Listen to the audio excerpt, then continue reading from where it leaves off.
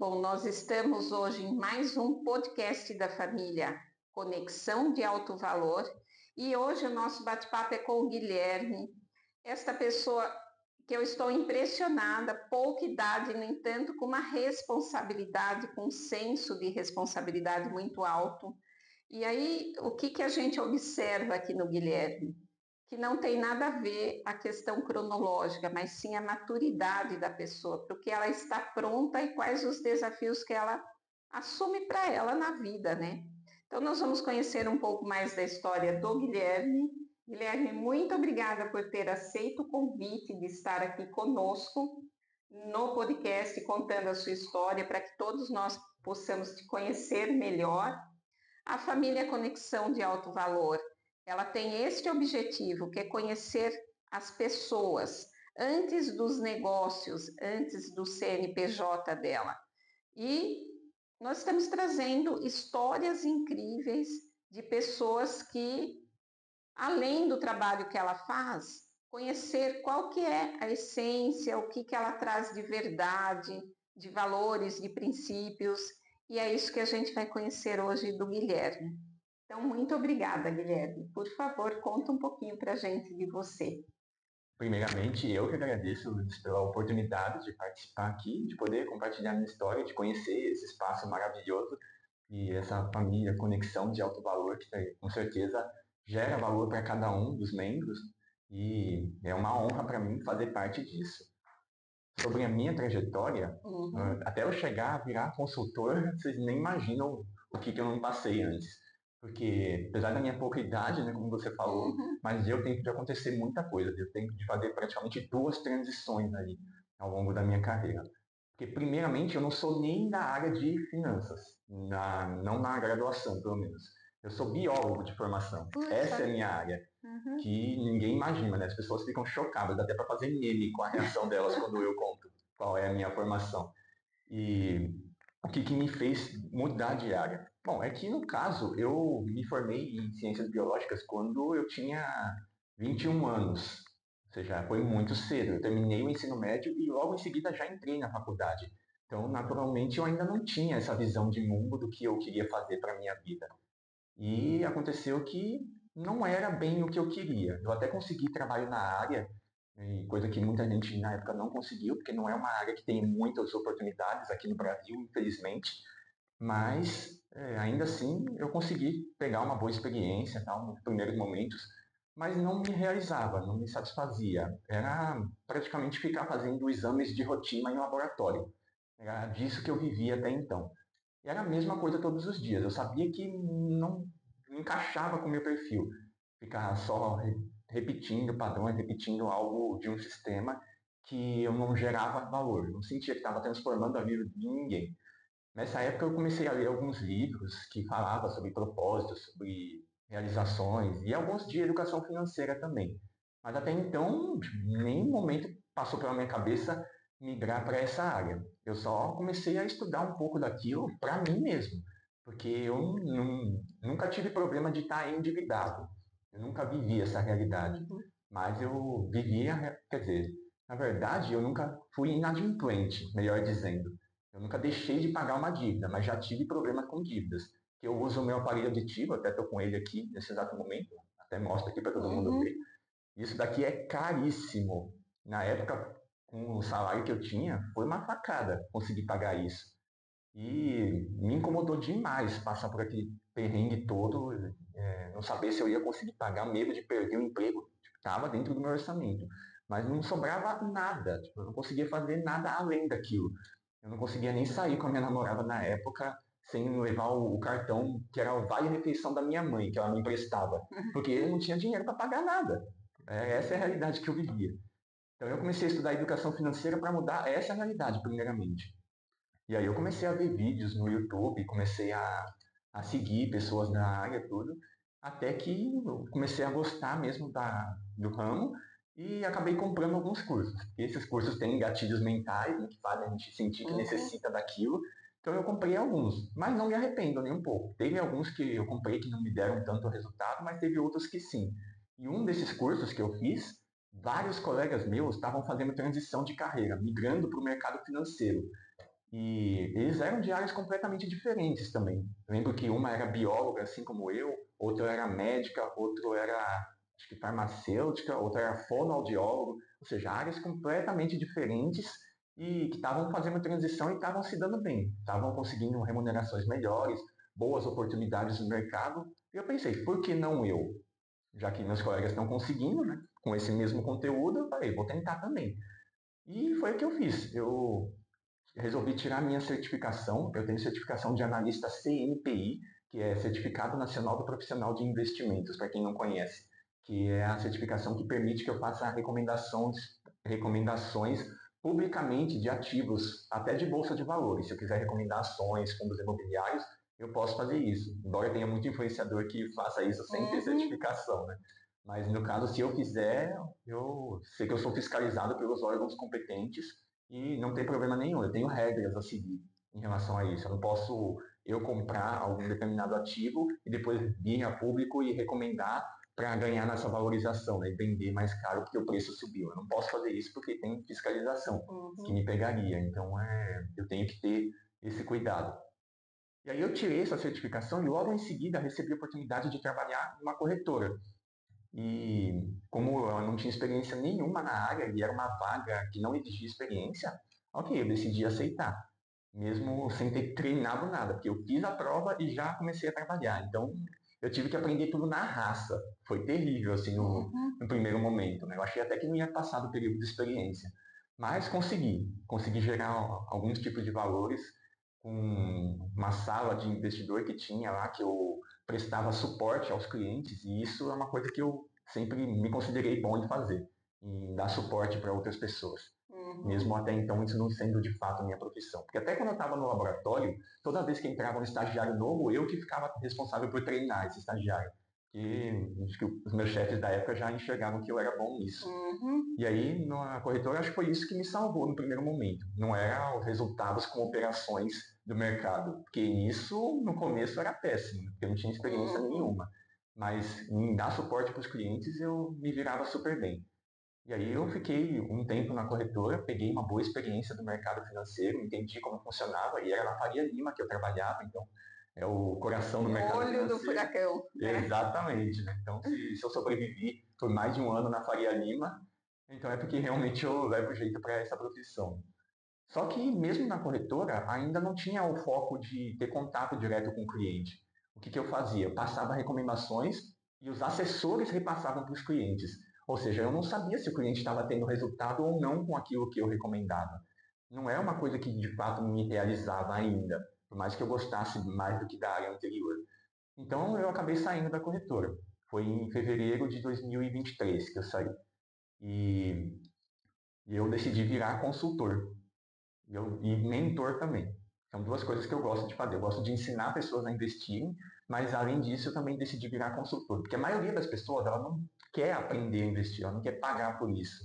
Elas querem aprender de graça e quem tem dinheiro para pagar prefere delegar. Em vez de pagar alguém para me ensinar a pescar, prefere o peixe, já pronto, né? E é isso que eu costumo usar como analogia para explicar a diferença entre essas duas atuações, de mentor e consultor. Porque o mentor, ele te ensina o passo a passo. Você precisa fazer isso, isso, isso, aquilo. Já o consultor... Peraí, expliquei errado. Certo, não, é isso Volta a mesmo. fita. O mentor, ele te dá o passo a passo, explica como que você entende os seus objetivos, como que você escolhe aquilo que você precisa. O consultor, não, ele dá o peixe assado, ele te mostra, você vai colocar o seu dinheiro exatamente aqui, para atender esse objetivo. Então, como consultor hoje, o meu papel é entender a sua realidade, o que, que você busca para a sua vida. Porque as pessoas, quando elas pensam em investir, elas querem aquele que rende mais. Onde que eu vou colocar para ganhar mais dinheiro? E não é assim que funciona, porque se você busca só aquilo que rende mais, muito provavelmente você está se expondo a um risco maior. E esse risco pode não estar dentro do seu planejamento. Você pode acabar colocando tudo a perder. E jamais, em hipótese alguma, eu vou falar para colocar o dinheiro todo num lugar só. Eu sou um especialista no mercado que entende que a diversificação é a sua maior proteção entre tudo que pode ser feito para proteger sua carteira. Maravilhoso. Olha aí, percebe que tudo isso que ele trouxe, o que que a gente traz? Quando ele trouxe a certificação, é um consultor hoje altamente confiável, que está sendo, vamos dizer, balizado e orientado e fiscalizado por órgãos competentes. Então, isso faz dele um consultor de alta confiança, porque às vezes a gente pode ver alguém que se coloca como consultor porque tem alguma experiência de mercado, porque já investiu dinheiro em algum lugar, mas não é uma pessoa certificada, regulamentada. E aqui ele traz um eixo de confiança do trabalho dele muito alto, que é essa certificação conquistada e mais essa experiência no local onde realmente se aprende o que é investimento, como ele trouxe aqui, o olho do furacão, né? Quer dizer, ali se entende como fazer coisas corretas e as incorretas também, a gente sabe. Mas ele trouxe esse eixo de confiança, de prezar pelo cliente, valorizar o dinheiro do cliente, que pela experiência dele sabe que não é fácil ganhar esse dinheiro, e investir, então, é porque você quer uma vida mais confortável, potencializar tudo aquilo que você amealhou na vida. Então, é altamente confiável o trabalho que ele traz, né, de assessoria financeira. Percebe, quando ele traz a mentoria, realmente, tem pessoas que precisam dos dois, né, Guilherme? Sim, Ele precisa entender o que é e depois ele vai deixar para você fazer a consultoria. Mas ele quer entender o que você está fazendo. Então, é um cliente que acaba fazendo uma mentoria para depois entregar a consultoria para você. Porque a grande maioria não quer operacionalizar. Então, ela prefere o consultor. Mas, no entanto, ela quer entender. E as pessoas que querem operacionalizar ou até ser consultor, pode fazer a mentoria com o Guilherme, que ele vai te orientar esse passo a passo, te dar esse suporte, inclusive, por um tempo, para te ajudar com a sua consultoria financeira também, né, Guilherme? Eu acho que o mentor é para isso. Então, percebam, é um terreno muito difícil falar em investimento, só realmente quem é apaixonado gosta para lidar com esses números, essa diversidade. E aí, felizmente, nós temos pessoas que gostam disso, mas trazer o perfil do Guilherme. Perceba que ele fez uma trajetória assertiva e agora buscando mais conhecimento, mais experiência para poder atender melhor o que ele encontrou como algo que ele gosta de fazer, se sente bem, acha que pode ajudar as pessoas. Eu tenho certeza que quando você vê que você potencializou o dinheiro, a renda de uma pessoa, você fica mais feliz que o cliente, não é isso? com certeza. Né? Fico muito feliz quando o cliente vem falar para mim que a carteira dele rendeu muito mais e que ele sabe o que está sendo feito. Porque o que acontece muito no mercado, e como eu cheguei a trabalhar dentro do mercado, eu posso afirmar. Geralmente o cliente ele nem sabe por que ele está investindo naquele determinado ativo. Ele Uhum, indicou porque o assessor dele indicou, ou o gerente do banco, né, dependendo se a gente está falando de banco ou corretora. uhum, Não vou generalizar, não vou falar que são maus profissionais, nada disso. Mas a forma como funciona o sistema pode induzir esses profissionais a indicarem algo que não seja o melhor para o cliente, porque eles trabalham por comissões. Tanto é que esse serviço não é pago, né? O cliente não paga para o gerente do banco ou para o assessor. Esses profissionais eles são remunerados por comissões. Então, uhum. se tem um ativo A e o ativo B, um paga 0,5% de comissão, o outro paga 1%. Qual que ele vai te indicar? Quase sempre vai ser aquele que paga melhor. E não necessariamente é o que vai trazer o melhor retorno para o cliente. Muitas vezes o ativo até é bom, só que o cliente não sabe que ele corre um risco ali. E se der algum problema com aquele ativo, ele perde o dinheiro todo. E já teve muitos casos, não vou falar de algum específico agora, porque eu teria que estar com o dado aqui Uhum. em mãos. Mas se procurar na internet casos de clientes que perderam um absurdo de dinheiro por conta de recomendações dos assessores que eles nem sabiam o que estava sendo feito, é surreal. Assim. E o trabalho do consultor ele é livre desse tipo de conflito de interesses, porque eu não sou Uhum. remunerado por comissões. O serviço de consultoria ele é pago.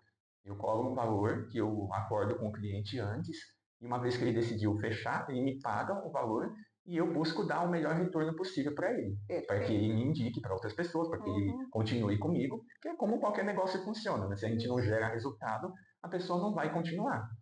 E percebam que arriscar dinheiro do outro é fácil, né? Dura Ah, arriscar o seu.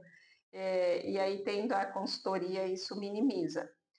Percebam outra questão aqui na história do Guilherme, que ele sentiu necessidade de ter uma educação financeira, quando ele percebeu que o que ele ganhava mal dava para pagar as contas e como ele poderia melhorar isso.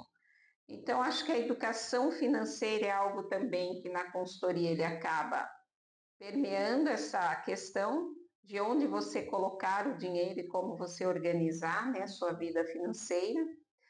E eu queria trazer no foco aqui, Guilherme, que os jovens hoje a gente vê que pessoas com 18 anos, às vezes começando a sua vida profissional, já tem 4 dívidas no CPF dela, né? Porque, obviamente, o marketing bombardeia e compra, compra, compra, e se você cai neste comércio, nessa questão do marketing, você vai e compra. É fácil comprar, né? Todo mundo te muito. oferta muita coisa. E então eu queria que você falasse um pouquinho disso. Como você, um jovem, parou e pensou: espera aí, o que eu ganho, ao invés de eu comprar coisas, mais coisas e fazer dívidas, como eu resolvo isso de uma outra maneira, né? Eu queria que você falasse um pouquinho desse padrão mental que você teve lá atrás, que te fez buscar a educação financeira. Sim, é uma boa pergunta essa, porque desde criança eu nunca fui uma pessoa com perfil gastador. Eu era apenas o poupador. E existem esses perfis, né? Se a gente pesquisar isso de livros de educação Isso. financeira, a gente acha. Não estou com todos os nomes aqui na ponta da língua Uhum. agora. Mas tem esses perfis. Acho que é nos livros do Gustavo Cerbasi, inclusive, se eu não estiver me confundindo. Uhum. Mas eu nunca fui o devedor, eu nunca fui de fazer dívida que eu não pudesse pagar. Eu sempre era bem calculista porque eu fui educado assim, né? Minha Tá. mãe sempre me ensinou que era importante gastar menos do que o que a gente ganha. Então, nesse ponto, ok, eu nunca tive problemas. Só que não sobrava nada. Eu Uhum. acabava usando tudo o que eu tinha. E onde que veio essa mentalidade de investidor? Eu diria que dos livros, principalmente, conforme eu fui começando a ler. Tem vários livros aí que me ajudaram. O Pai Rico, Pai Pobre, por exemplo, que acho que é o que a maioria das pessoas conhece, Uhum. foi o primeiro que eu li do tema, falando que a gente pode colocar o dinheiro para trabalhar para nós, para a gente sair da famosa corrida dos ratos. A gente vai correndo para pagar as contas e no fim a gente não sai do lugar, né? Mas se a gente coloca o dinheiro para trabalhar para nós, a gente ganha a liberdade. E lógico que ela tem que ser construída ao longo do tempo. A gente não começa a investir agora para ficar rico depois de um ano. O fator tempo ele é essencial. Se pesquisar qualquer gráfico de grandes fortunas, como o do Warren Buffett, né, que é o maior investidor do mundo atualmente, Uhum. e no começo não era grande coisa. A gente olha o gráfico dele e era pequenininho, assim, ele ia crescendo, crescendo, crescendo, e daqui a pouco ficava gigantesco. Porque quanto mais dinheiro você tem, mais dinheiro você faz. Porque o juro composto ele vai te levando a isso. Uhum. E isso eu aprendi com os livros e também com os cursos. E aí eu incorporei isso na minha vida, que investimento é fundamental. E aí, mesmo eu focando mais hoje em consultorias, em entregar o que a pessoa precisa, eu não deixo meu lado mentor de lado. Eu sempre faço questão de fazer reunião antes para entender todo o perfil e objetivo, como qualquer consultor deve fazer, mas na hora de entregar a carteira, eu não mando um relatório lá para a pessoa simplesmente pegar e sair aplicando. Eu explico cada um dos ativos, qual é a estratégia, como se fosse um time de futebol montado, com os defensores, o meio de campo e os atacantes. Tem investimento para tudo. Tem aqueles que é para te proteger em momentos de incerteza do mercado. Por exemplo, vai que vem uma pandemia de novo. Pouco provável, mas a gente não esperava Uhum. a que teve lá em 2020. Mas tem outros cenários também que podem acontecer que pode fazer o mercado cair como um todo. Alguma guerra nova que surgir, por exemplo. Sempre tem fatores externos que não estão no nosso controle. Então a gente tem que saber se proteger. E o que o brasileiro faz hoje em dia, além da questão do marketing que você comentou aqui, que faz com que as pessoas gastem, né? Porque cai em todo quanto é gatilho de marketing. A gente só se vive uma vez, né? A gente tem essas crenças de que dinheiro, se ficar parado, não serve para nada, eu vou gastar, então vou viver mesmo, vou aproveitar a vida. E tem outro problema que está acontecendo recentemente, que eu não posso deixar de comentar aqui. As benditas apostas, que estão interferindo até no PIB do país. Eu não estou com os números na cabeça aqui agora, senão eu falava. Mas até o PIB do país está sendo interferido por conta da quantia de pessoas apostando. E tem muita gente que está perdendo tudo por causa das apostas, porque isso gera um vício. A pessoa começa a apostar, às vezes uma ou outra que ela ganhou, ela já vai querer apostar mais, mais e mais, e quando vê, já botou um dinheiro lá que não tinha e acabou ficando endividada. Então, além da questão do marketing agressivo, que as pessoas não se blindam, ainda tem o problema das apostas. Olha só, eu não tinha parado para pensar nas apostas, até porque você tocou num assunto que, para mim, eu fui uma das pessoas que criou uma frente parlamentar no estado de São Paulo para que se aprovasse os cassinos, a volta dos cassinos no Brasil. Como estrutura de cassinos, porque a gente já teve cassino no Brasil, né?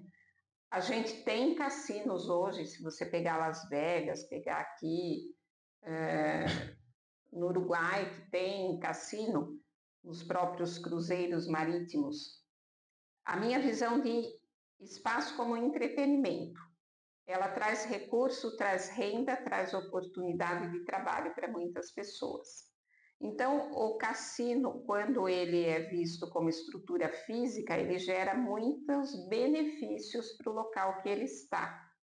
No entanto, esses jogos hoje que surgem, esses jogos eletrônicos, você tem razão, está muito na ponta do dedo da pessoa, né? E aí, se ela não para gerenciar as finanças, ela pode achar que é um joguinho de celular e ficar arriscando mais do que ela pode. É interessante, e realmente a gente vê isso proliferando muito. Até hoje nos jogos de futebol você vê nos estádios, né, os anúncios As bets, né? das Bets bets, nacionais. como tem muitas. E é algo que quanto mais educação financeira você tiver, mais você se blinda do que é entretenimento para ser legal, né? E do que é risco. Muito interessante esse tema. Eu acho que a gente pode marcar mais um podcast para falar só disso, viu, Olha, Guilherme? daí, Não viu? é? Daí, eu posso vir com os dados, né, de tudo que isso Isso, está causando aqui no nosso país, que daria para a gente ficar mais de hora falando eu do acho. assunto. Porque É um essa, assunto né, importante, tem que trazer à luz mesmo. E o Bruno, que é um especialista que nós estamos, da área de turismo, que nós estamos ainda trabalhando para trazer os grandes cassinos aqui para o Brasil, também é interessante conversar com o Bruno nessa visão nossa, que a gente está muito concordando, que é trazer oportunidade de geração de renda e de emprego com os cassinos, né? Então, muito bom. É isso, Guilherme. Eu acho que a gente já conheceu essa pessoa do Guilherme e perceberam, gente, quanta coisa, como ele tem muito a entregar e ajudar a todos nós, né?